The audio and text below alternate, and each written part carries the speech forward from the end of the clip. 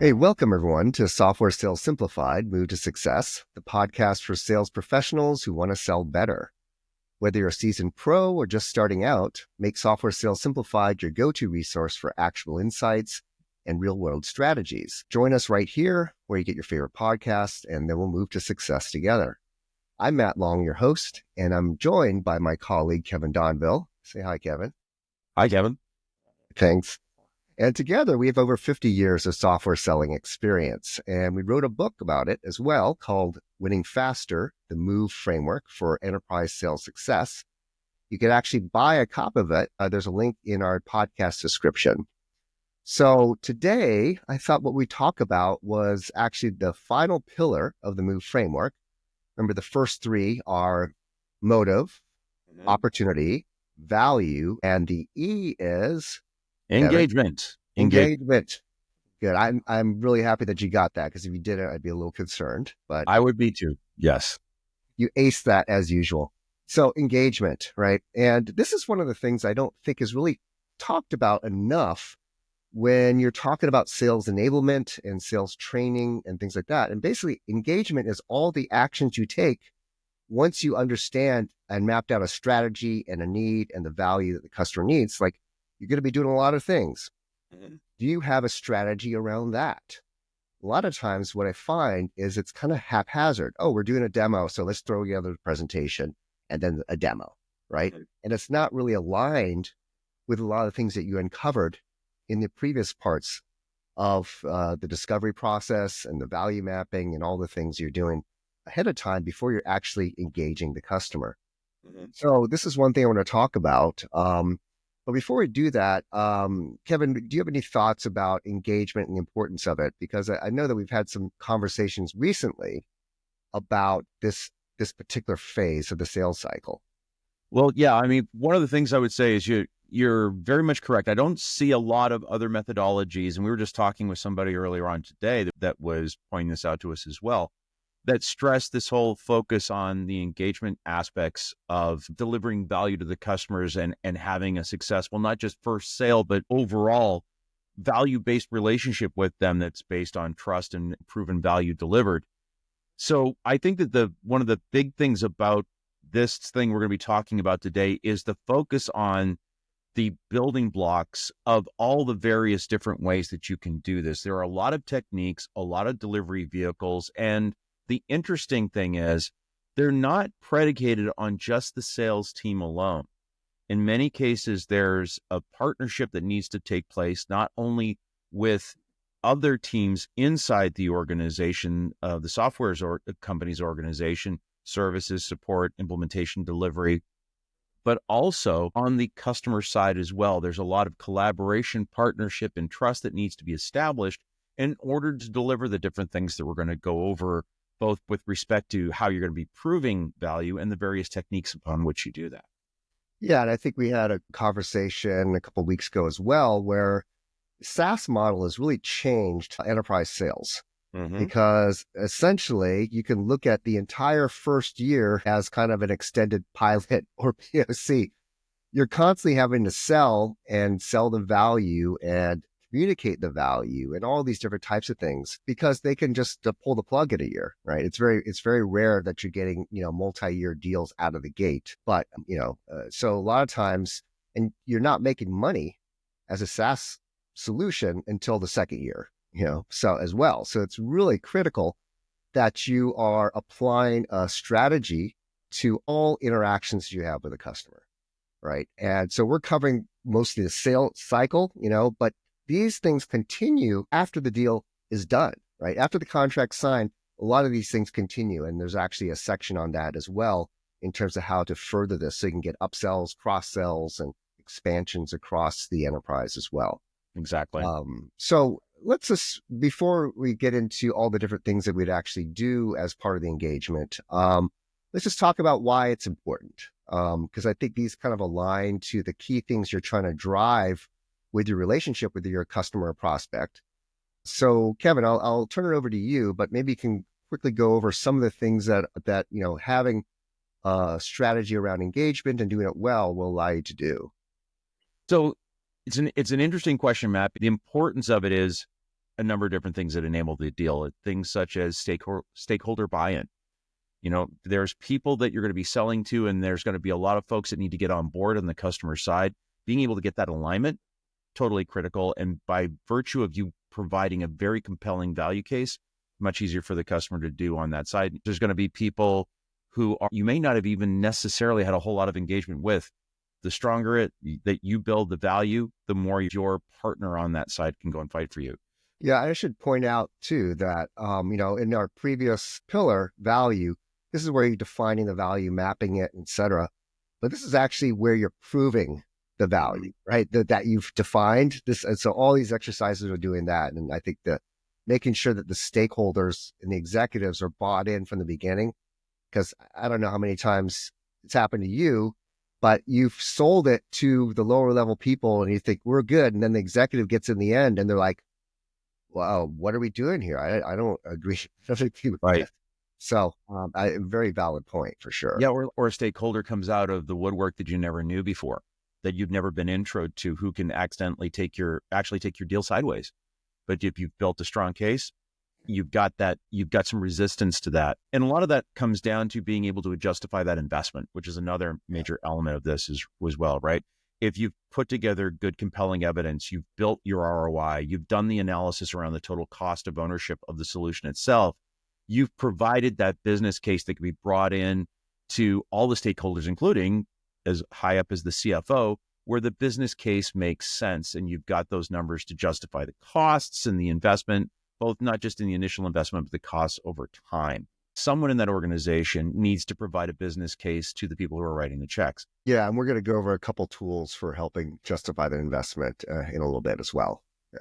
Once you've done that, once you've built that strong business case and you've proven out the value and you've brought the stakeholders on board, you've built the trust. And that trust is going to not just get you through this investment, but to the point you were making earlier, you're going to see that over the long term. It's a long-term construct that will take you through future investments as well. You want to come across, and particularly as pre-sales people, we want to come across as the strategic advisor. Everybody understands that we're part of the sales process, but you want to get to that point where people believe that your interests are their interests, and being able to build a strong case of value and doing that honestly and with integrity builds that with them. Because at the end of the day, these people they're going to run into objections. And the more that you can reinforce the authenticity of the value you've brought with your solution, the more they're going to be willing to fight for you inside that organization. Yeah, and I think the important takeaway here is that in enterprise sales, you're not doing transactions. You're building relationships, because these things are going to be going hopefully multi-year, right? As you develop this relationship and maintain and expand it and get more strategic as part of what your customer is doing. So all of these techniques are to help support that, not just get the initial sale and then get out of there. Right. And then, there's going to be people sniffing around. You're going to have competitors. They're going to be knocking on the door. If you built trust and this person's partnered with you and you've got a strong business case, that is probably the strongest bulwark you will ever have on keeping competitors out and keeping them out of complicating the sales process there. Because it's even more so than the differentiation of your solution, which hopefully you've done and the value case calls out, being able to establish the long-term value that you're going to be able to bring and lowering the sense of risk with going with you, because I trust you as the buyer that you're going to get me through this. That goes a very long way to making sure competitors never find fertile ground. Yeah, for sure. It's all relationship and trust for sure. Yeah. And the last thing I'd have to say is that the stronger the business case that you build for them, the stronger you make the ground that your champion needs to stand on. They need to be able to speak confidently, convincingly when you're not there. They are your representative. They're an extension of your sales team there. And I think I may have mentioned that a couple of times, that this is where that partnership is, where you're not just selling with your own team. They're selling for you too, because you're not there 24/7, but they are. And the more you give them, the stronger you make the value clear, and in a way that they feel absolutely comfortable with expressing, the more they can represent you inside that organization. Yeah, I mean, a part of that level of confidence and belief that you can get it done is also, the having a clear path for implementation, Yeah. adoption, training, milestones. So this is where it's starting to bleed into post sales, but Mm-hmm. you can't really separate them anymore. I mean, I've found for the past, 4 or 5 years that if I don't have a very strong implementation plan and guide in terms of how they're going to actually get value from this after they purchase, it was really hard to get those larger sales because that's what they care about. It's like, I believe it works, but I need to understand that it's going to work in our organization and we're going to get value from it. Right. It's interesting. You just brought up an interesting point. And just Mhm. as a quick aside on that, one of the things we talk about in opportunity is really not just understanding what the customer thinks the buying process is going to be. Do they have the ability to actually execute? One of the things we stress in the book is they may not realize that they're not ready, that they've got exposure and they're not ready to pull the trigger. And that ability to have identified those types of things by doing good deep dive discovery over the course of the sales process, and then arming your champion so they can articulate and speak convincingly and confidently internally that we can do the implementation. We've worked with them. We know where the pitfalls may be. We know what we need to do on our side to get ready. It's incredibly empowering and can really be one of the best accelerators to getting a deal to close. Yeah, well, that's how you become a true trusted advisor, right? Yeah, exactly. Identifying pitfalls for them and helping them overcome things that they may not even be aware of. So yeah, I can't speak to how important that is. I think those are all very valuable things and valid in terms of building these relationships, because that's essentially what we're doing is we're building something for the long haul, right? And there's a ton of benefits for being able to prove the value in ways that are meaningful to the organization you're selling to and working with. So let's talk about some of the techniques for proving and communicating value. And essentially, these are all different things that you do as part of the sales cycle. Some are necessary, some aren't. It just depends upon who you're encountering, what this technology does, the solution fit, all sorts of different things. I'm actually going to bring up a list. I know for some of the podcasts, people won't be able to see it, but for those that are watching this on YouTube or something that's more visual, you'll just have this list here. We can also pop this in the comments as well. But I think we're going to cover 6 things in terms of actual activities that are helpful during this process for proving the value during the engagement phase, right? And I'll run over these really quickly, then we'll start diving into them in more detail. The first is just the value mapping, which essentially is the results of the last exercise we did in the values portion of the MOVE framework, right? So you've understood all the requirements, now you've mapped it to value, and now you've kind of distilled it down, and you're going to be referencing this over and over again throughout this process, because these are kind of the North Star about what you're trying to do. It reminds everyone what the importance of this project is, et cetera. The ROI analysis you mentioned, we'll talk about ways of doing that. Then the demonstrations, the live demonstrations, product demonstrations are all components of this. Now, we did a podcast last week going into demo best practices and things. So we'll also be doing quite a few more on that as well. That's a whole area to cover. But demonstrations are part of this, customer testimonials and case studies, proofing exercise like proof of concepts or proof of technologies, and eventually even a pilot, right? So those are some of the techniques we use. We're going to cover some of them, and some of them we're going to cover in much more detail in future podcasts as well. Let me take this down. Let's just start talking about the first one, value mapping. Absolutely. I know that one's near and dear to your heart. That's all. I know that you're a very organized person, and that ability to structure and build a visualization, if you will. Here's all the different things we need to be able to deliver for you. Here's your key initiatives. Here's what those require. And then being able to map the capabilities of the solution directly to that very clearly in a way that can be easily articulated. It can be done through a number of different kinds of mechanisms, right? Not just verbally. And so, for example, what are some of the tools that you've used in the past to go and provide that to customers?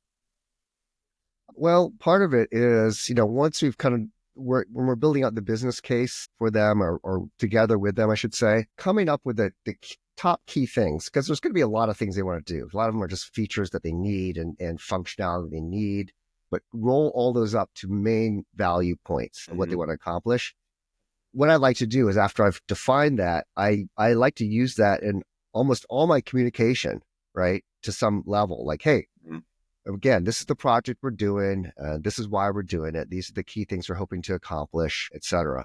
And it could be very short, but really critical because it helps define the narrative because people get lost in the details. So I would say that's the number one thing I do with this is that I always have it available. I communicate it whenever possible, right? Just to even get on the same page. And of course, we reference them before we're doing any presentation or meeting or things like that. Remember, these are the things that are important to them. Let's make sure we emphasize these again. And that's an important thing to bring up because I think there's a tendency on the part of some sellers that they tend to focus on the features and the functionality of the solution and start equating that to use case in their minds, which is potentially dangerous because the functionality or the feature itself does not necessarily inherently deliver value. So to your point, your initiative is to do X, Y, and Z, which means you need to do 1, 2, and 3, 1, 2, and 3, 1, 2, and 3 for each one of those.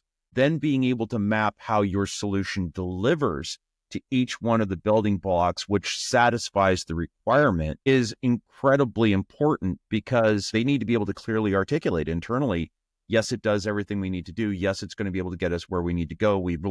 I'm comfortable and my risk is been mitigated and we can actually be successful. And that validates and justifies all the different points that they're providing to us. That ability to map capability to satisfying action, which delivers on requirement, is so important. And if organizations keep that process in mind and communicate in that way, they're always communicating about how the solution's going to make them successful rather than, oh yeah, we've got that button, we've got that capability, we have that widget. The widgets don't matter. The functionality doesn't matter per se. It's how those satisfy those requirements. Yeah. And I also, it's really important to emphasize that this is why I also tried to impart this to the implementation team, the customer success team, et cetera, so that they're also talking about these things because that's happens as well. They get so caught up in the details, forget what the main goal of this project is. Right. And, you're 6 months in the project, a lot of things is happening, but on their side, the customer prospect side, they're like, I don't think we're getting any value of this. I don't understand. She's like, I've been sitting here like looking through tables and reports for this, but it's like, it's not connected. I don't get it. Right. Yeah. So important for the long-term health of the account, right? Why did they buy it? Why did they give you $1 million? No one gives you $1 million because they want to be able to check off boxes on a checklist. There's things that they're trying to achieve. Remember, there's partnerships that need to take place. That internal partnership with the services delivery team. Hey, here's what they got to do. Here's the things they're hoping to deliver. So when they start engaging with that customer, they're already thinking about what is value for this customer. What are the things they're going to need to achieve? And what are the things they're going to be looking at being empowered by our solution? So it's super important from day one. Yeah, for sure. Let's talk about the next thing though, ROI analysis. It's always critical that you have an ROI analysis, but there are many times where you have some sort of spreadsheet, you plug in a bunch of numbers and say, $50 million, here you go. It's all there, right? And how believable that is, it varies, but usually it's like, yeah, okay, whatever, right? So there's a way of doing ROI analysis. I think that's more validating and believable, right? But you want to talk about a little bit about how you prove ROI and ways that you've seen that work well. Yeah, you would think this would be simple because it's numbers. Math is math, but it's not because it's how you're collecting those numbers and how you're evaluating them. So to your point, there's a lot of different ways that these things can be calculated. They can be very, very conservative or they can be very aggressive. So the important thing is as you're starting to build that ROI analysis, you need to work with the champion, the person who's going to have to bring this business case internally on their side and then stand behind those numbers. You need to work with them very early on about what does that structure need to look like? How conservative do we need to go? What kind of numbers are okay to use? Which ones would be considered in the world of creative writing?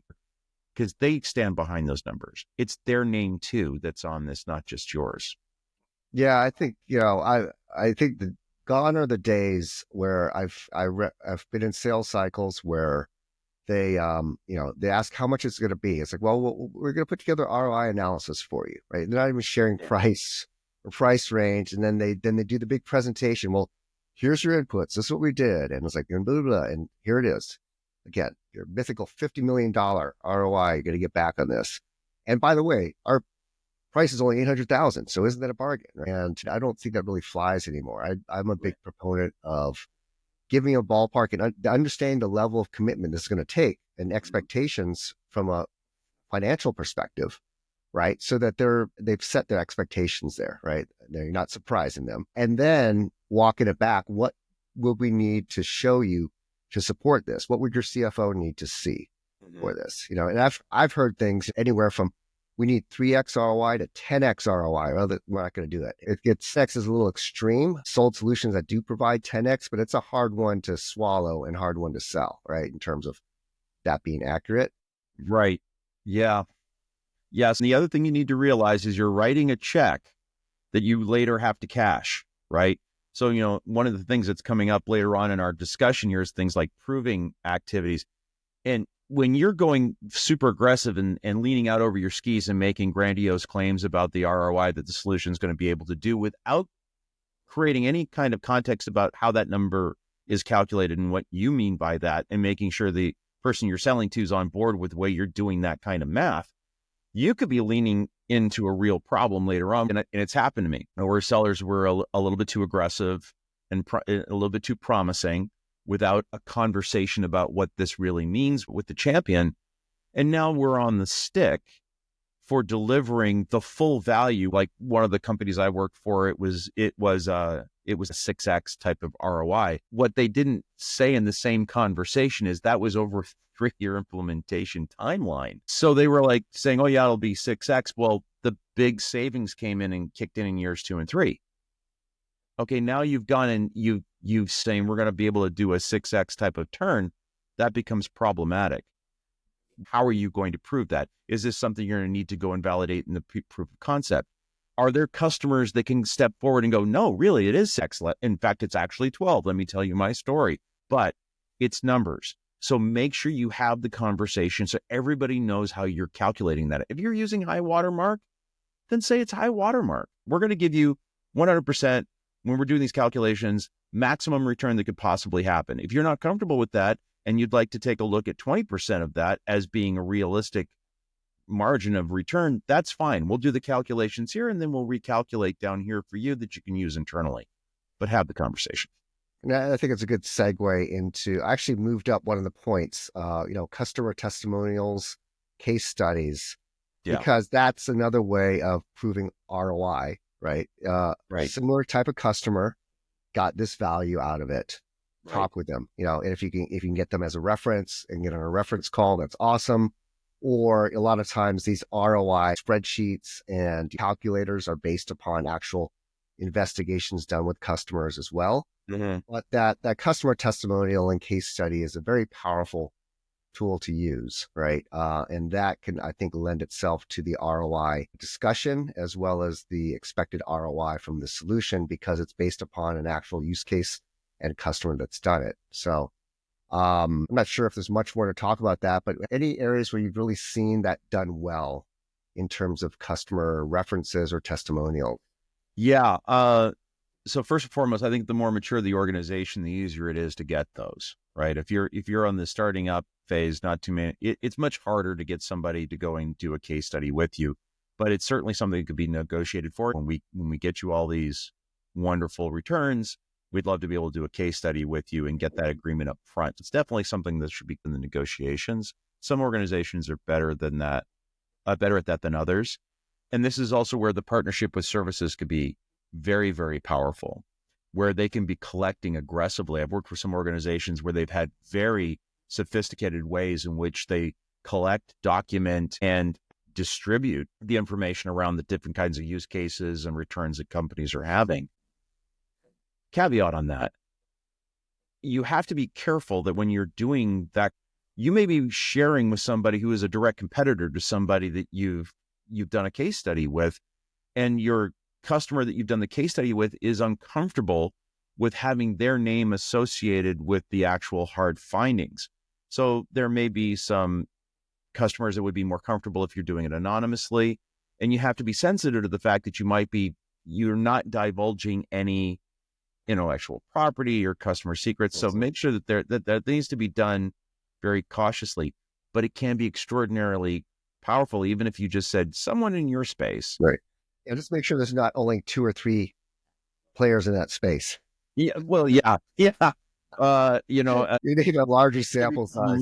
Yeah. Like there's only 3 of us in this industry. Well, then, do the math.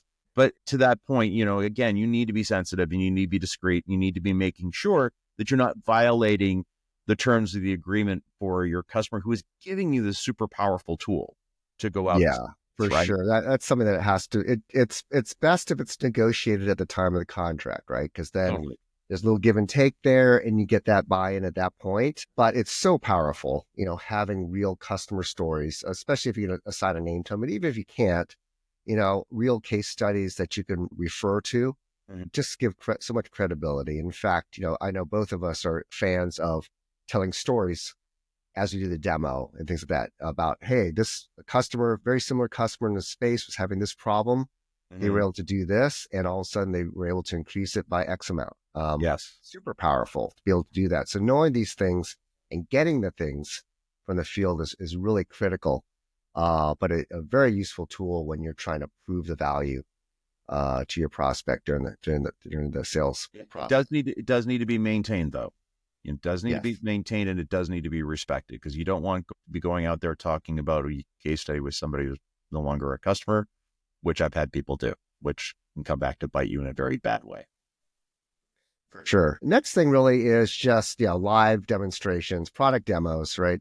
Now, we covered that in a lot of detail last week, and we're going to be covering it in a lot of detail in future podcasts as well. So we won't spend a whole lot of time on it, but if you've not heard our other podcasts, let's just talk about some of the key things about this, because again, the demo is a strategic part of the sales process. And if you are selling software, some sort of solution, people are going to want to see it in action. The more real it is in action, the more relevant the data, and especially the stories relevant to what they care about, what's really critical. And obviously being able to map to the value and the things. This is where it all is tied together. But doing demos outside of this process, not tied to value, just feature-based, are sure ways to slow down or if not kill completely your sales cycle. So let's just talk about a couple high-level best practices, realizing that we covered a lot last week, and we're going to be covering much more in more detail later. I have to say, there's aside from the actual execution in terms of performance and good speaking, I think probably the most important thing is use the customer's use case or requirement as the starting point in your narratives, in your demos, because it's like I said last week, demos are proving exercises. They want to know you can do this and make them be able to move to this mark. So start there with, hey, you want to be able to go and reduce customer churn by 25% every quarter. And one of the biggest things you're having is dissatisfaction with your customer portal. Well, let me show you exactly how our solution can help you with that. Starting there, first of all, it frames the conversation, tells them exactly what problem you're going to make go away, and it gives you a context upon which you will show the things that are relevant only to that. They don't need to know every single bell and whistle. They're knowing how you're going to fix that particular problem. It validates that you can, and it gives them a very concise story that they can communicate with other stakeholders later on, going right back to the things that started off our conversation. And depending upon the nature of your solution and technology, sometimes you can even import some of their data or access some of their site or whatever Yeah. and incorporate that in the demo, and, giving the caveat, like, this is not a full implementation, but we actually took some of your data, we put it in here. Let's see what we can find, right? And how would you do this today? Would you be able to find this? That's a great conversation to have. It's not always possible. Not every solution allows that, right? But if you can, that's a great thing to do as well. Because what you're essentially doing at that point is you are removing the need to do a lengthy and costly POC or something else, because you're actually using that demo to be very convincingly proving to them that this is going to have value for them for what they articulated they had a need for. This is all tied to the strategy, and it has to be thought through like that. You can't just like throw out demos that don't have a value basis on them, that's not tied to the other things you've uncovered, that are not tied to this ROI analysis and things like that as well. They should all be part and parcel of the same thing. 100% agreement. So let's talk about what happens, after that sometimes, where you do a couple demos and like, this is great, but we still need, right? So now the thing is, let's not jump to whatever X is. How many times have you heard, well, all right, we'll do a POC, no problem. Just have that up in a week and be done. And like, it'll be great. You see all the value, but we'll get double your conversion rate, whatever happens. You're like, no, stop. Yeah. Right? First thing is like, find out, what do you need to see? So let's talk through that process, right? I'm still not convinced. I'm still unsure. What do you need to see? Yeah. Right. Exactly. So you're talking, the whole thing about proof of concepts. This is why I'm saying demos are essentially the first type of proving exercise you get into. Hopefully you've earned the right to now try and close business. But to your point, if they turn around and go, well, we need something else. Okay, what is that? Right? Is it just a procedural requirement of the organization? Well, we always have to do these. Then what do you guys need to see? And if they don't have any guidelines, provide that proactively to them in a way where their use cases, the scenarios they need to see. Here's what we propose, and manage that process so that they can see what it is. Make it easy for them to go and say, yep, you showed me everything I need to do. But there are a number of different kinds of proofs of concept that go from everything from as simple as a hands-on workshop where they get a little bit of an opportunity to play with the tool because maybe they just need to get their hands on it to confirm and validate that this is something they can, adopt into their work practice. Maybe that's what their requirements are. Maybe it's something like, we need to go and prove the integrations aren't going to conflict, or your implementation is not going to conflict with our security requirements, or it's not going to conflict with one of our other tools. Okay, that's proof of technology. Or we have a very custom implementation of this software. You say you can integrate with it, but I need to see it because, we had another vendor that couldn't do it. Right? And it's like, right. So I'd call that a proof of technology, right? Exactly. It's a very specific thing that they want to be able to see. It's like, great. If we show that, are we good to go? And it's like, and they say yes, right? The trick, of course, is, they say that's what they want, but then all of a sudden it's like, oh no, but we need other things. We'll talk about that in a bit, but that's a proof of technology. Yeah. Exactly. So is it just hands-on? Is it adaptability? Is that all we need to prove? Is it the technology is going to work with play nice with our other tools? Proof technology. If they need to be able to see a little bit more, like, we don't need to see a full-on implementation, but we want to see how we're going to collect the data you say we're going to collect. And we want to see for ourselves how that manifests in our world. We want to see how the data will manifest. We want to see the visualizations. We want to see how the workflow is going to actually be built. We don't need to see all of it. We just want to get a feel for it and get a better sense of what risk we may still be taking on, or how much, or to validate that the work and the effort is what we think it's going to be in order to make the deployment work. Proof of concept, right? That'd be a proof of concept you're describing here, right? Yeah. The proof of concept is they just want to understand that it's up. They want to see how it feels and stuff like that. And not to be confused with the last one, I would say would be a proof of value, which probably is what we're doing most of the time. But it's sometimes that people use proof of concept and proof of value interchangeably. Right. But for the listeners, what's the basic difference between a proof of concept and then a proof of value? So proof of value is you're actually proving that you can deliver the value that you promised and you've articulated in things like your ROI analysis to some degree. This is why the caution about how are you articulating that value proposition and how you doing the calculations is so important, so that you're not biting off something that's actually can't even be delivered in the time frame that the customer wants to run the proof in.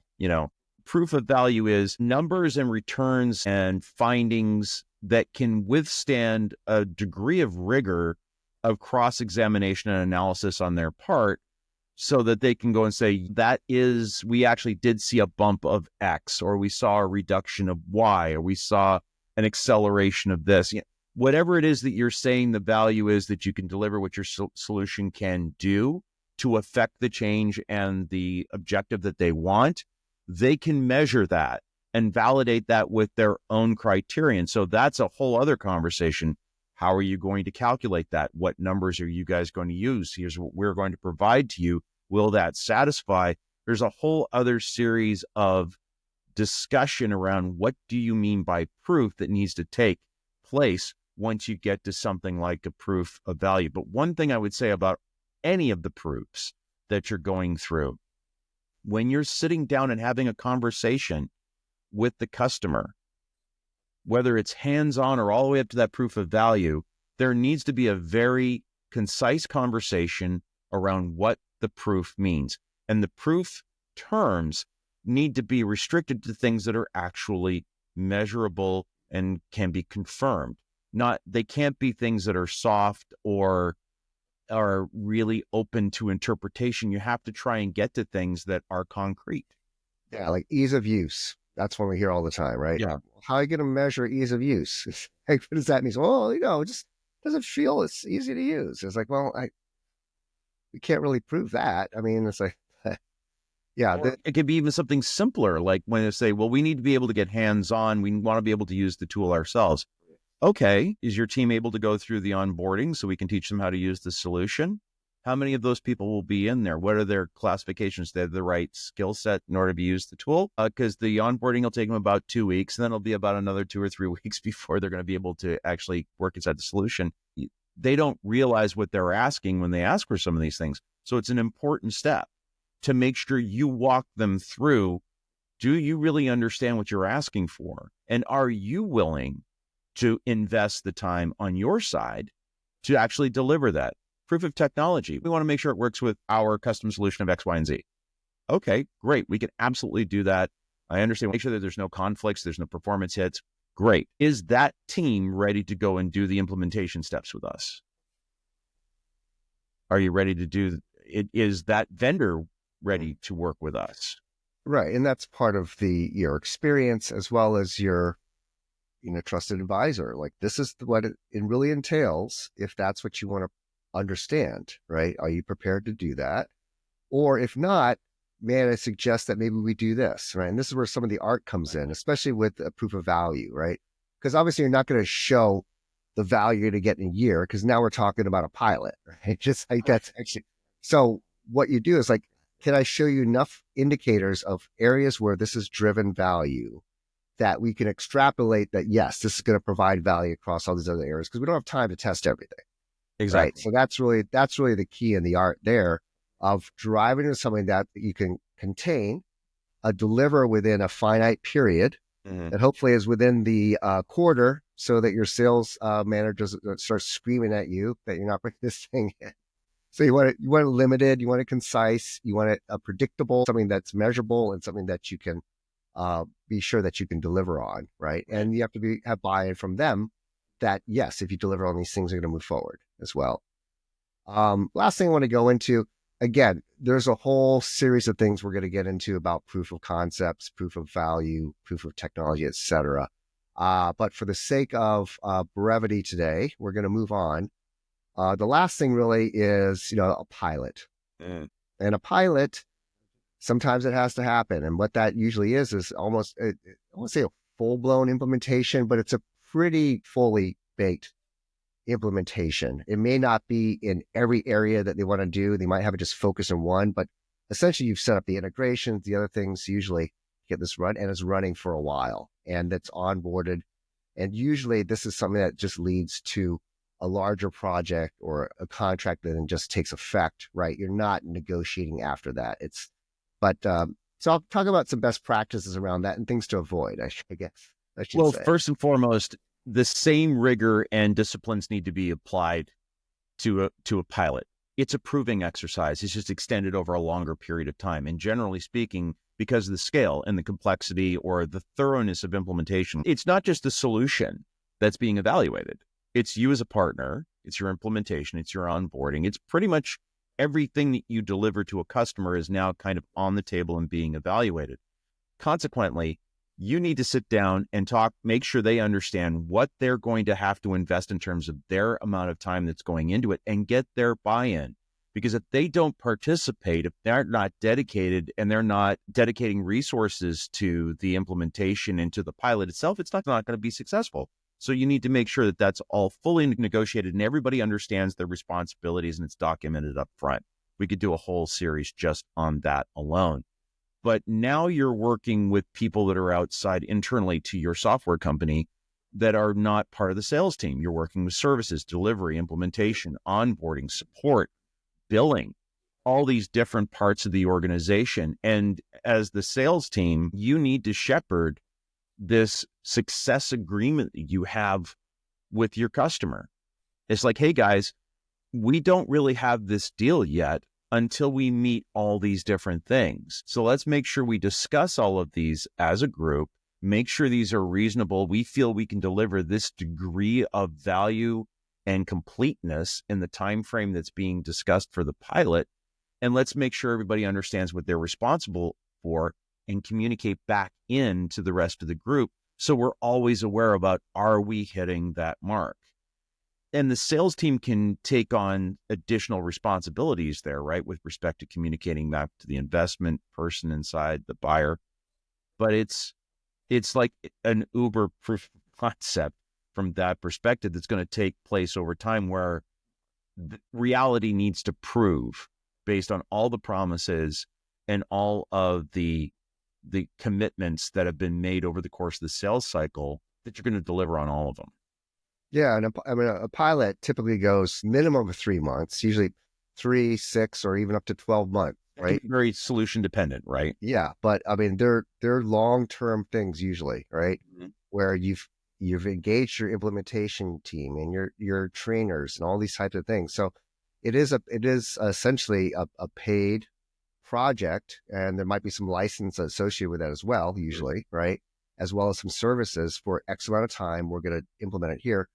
Usually I find that the pilot may just touch one part of the business, but we'll completely configure for that part of the business so you can see how it runs, et cetera. But then there's an add-on, expected add-on, that if this goes well, then we're going to adopt it enterprise-wide, right? And then it goes up from, let's say, the $250 that they've invested for that 6 months to, the $800K deal that you want as enterprise or 7-figure deal, whatever it happens to be. The thing I didn't like about pilots a lot of times is that it is a very prolonged sales cycle, right? Depending upon how you're working with implementation, what your solution's about, but you could be on the hook for a long time of nurturing and feeding this thing while you're trying to close other business as well. So it really depends upon the nature of how your team is structured, how your software is implemented, things like that. But the worst though, were, pilots with an opt-out, right?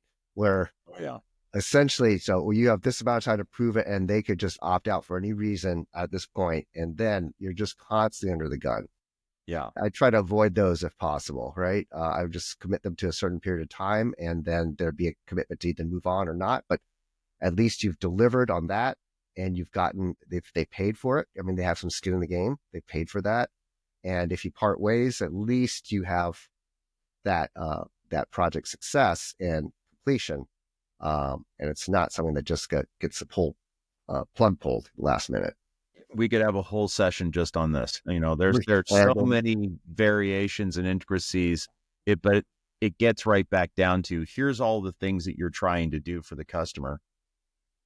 And now we're on the stick for actually delivering them, not in concept, not over a limited time, but de facto, you need to deliver these now. So yeah, there's a lot at stake, and it's a big investment on both sides. So discipline and rigor needs to be employed. So to kind of wrap up here, I mean, when you're proving the value, this is what you're doing on every interaction you have with that customer or prospect going forward, right? Even in the discovery phase, you're proving value in terms of your worth as a trusted seller, right, or a trusted advisor in the sales Subject process. matter expert. Yes, So absolutely. you are always on when you're with a customer. This is just a way to remind you that every interaction you have, every email, every call, every Slack, it's like, these are things to keep in mind, is that you're always trying to position it around the value they're going to get from it, because that's why they're doing it. These sales cycles go long. There's a lot of different things that happen and pop up. So just making sure that you have a framework in which you can always go back to and pull from as you're doing these new activities and exercises is really critical. And that's really, I think, our biggest point today. There's a lot of other things in the engagement as well, in the engagement module, or say pillar or section, let's put it that way, around, how to position yourself for upsells and how to land and expand, and different types of engagements you have with people in terms of what the initial sale is and what the future potential is for sales as well. But we can get to those in another session as well. Anything you want to kind of wrap up with before we go, Kevin? I would just say that we are always harping on discovery. And I think that the listeners now, whether they're somebody who's new to selling or someone who's been around for a long time, can see exactly why this is so important. That builds the blueprint that you're now going to build the house of truth on, which is the demos, the ROI modules, the case studies you'll bring to the table, the proving exercise you'll go through. All of it goes down to, they need to do this. Let me show you how you do that. If that's the conversation that you're having with them, this is a very successful roadmap. Unfortunately, people often, either through time crunch or what have you, start to take their eye off the ball, and that's when they'll start running into problems where they're over-promising, they're under-promising, they're not promising the right things, or they're presenting things that are uncompelling and irrelevant. And that's the thing that will ultimately undermine the foundation of value and trust you're trying to build with this customer. So as you're listening through today's session, I'd say if you want to go back, listen again, and go back over some of our other sessions where you'll see why this is so important. Yeah, and I should point out too, if you do have a need to kind of redo your demo process or the way your demos are done, or even your POCs, POTs, POVs, whatever proofs you're doing, we have some programs and assessments that can help you understand where potential gaps are and things that you can improve very quickly to make those much more efficient parts of the sales cycle. So keep us in mind if you have needs in those areas. We'll be happy to talk with you. Do a free consultation, see what might work for you, as well as maybe provide some work for you to improve those things very quickly. So anyway, thanks again for tuning in this week on Software Sales Simplified. It's always a pleasure sharing some of our experience with you. And if you have any comments about things you'd like to hear about in the future, please leave them in the comment section. We'll be happy to look over those and incorporate those into future podcasts as well. But from my end, thanks so much for joining us this week, and we'll be talking to you next week. So folks, if you liked what you heard today, please like and follow, subscribe, whatever it is that's the correct modality for the vehicle that you're listening to us today on. We'd love to see you come back in, and I'll also let you know when new episodes hit. Also, if you're interested in getting the book that we keep referencing to, Winning Faster, the MOVE framework for enterprise software sales success, there's a link down below. And right now we're actually having a promotion to the end of February where you can buy the electronic reader PDF version of that for 25% off using the coupon code down below. Please give us comments. Comments always are appreciated. Let us know what you thought as you heard Matt say. But other than that, Matt, I think we're done for today. And I always have fun talking with you about these topics. So thank you very much, folks, for spending a little bit of time with me and Matt. Matt? Till next week. All right, sir. Take care, everybody. We'll see you all later.